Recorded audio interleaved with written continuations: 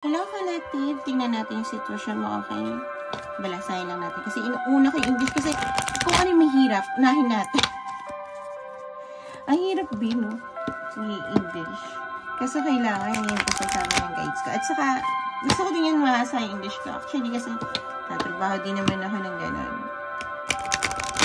Okay. Tingnan natin yung sitwasyon ng ating collective. Ferret Angels, please help me sa ating collective kung ano po ang kanyang sitwasyon at matulungan. Ay! Madaming nangyayari sa'yo.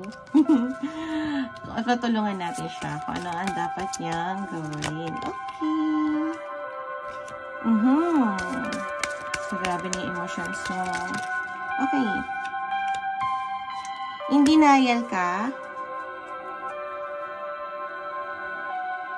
Oh. Okay. So, talagang may tinatago kang sikreto.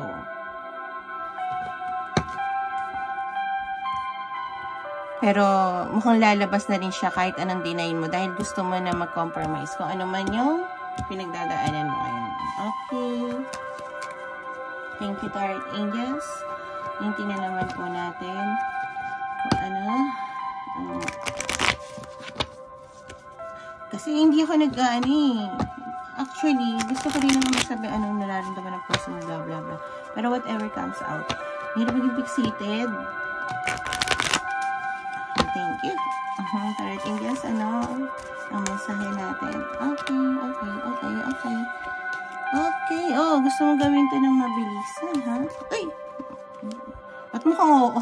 Gusto mo mabilisan. Overall, so, sa kakadinay mo, nakita mo na lahat yung mga bagay na nawala na.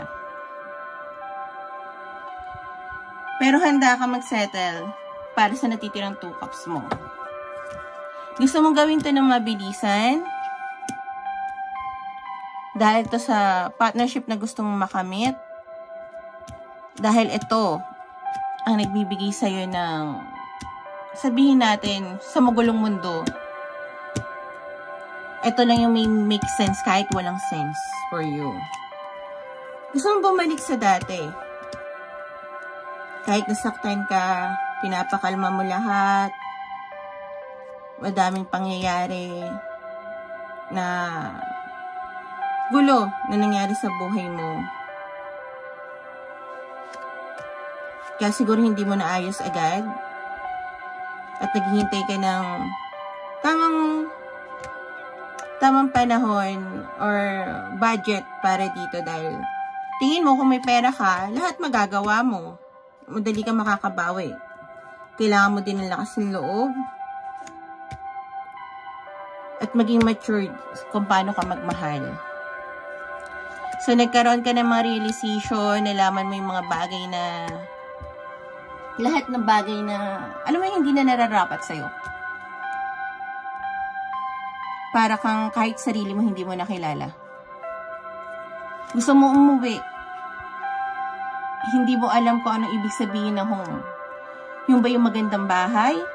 O yung ba yung pakiramdam na masaya kung kasama yung isang tao? Tiningnan mo na lahat ng options mo. At ito lang ang nakikita mo na nagpapasaya sa'yo. Hinihintay mo yung mga bagay na itinanim mo sana magbunga, pero handa ka ng pakawalan yung mga yon. Dahil kaya mo na maging independent. Hindi ka na naka-codependency. Mas malakas ka na ngayon. Kaya mo nang buhatin kung ano man ang mga burden mo sa buhay. Dahil alam mo kung sino man yung babalikan mo, may teamwork kayong pangyayari, at hindi ka niya iiwanan. Ito yung malaking pagbabagang hihintay mo, at yun yung judgment. Okay, collective. Thank you so much. Kung resonate to sa'yo, please like and comment. Hindi mo kailangan mag-subscribe. Dahil naniniwala ako na kung nakaalay ng energy natin, magkocross at magkocross sa landas natin. Okay? Bye!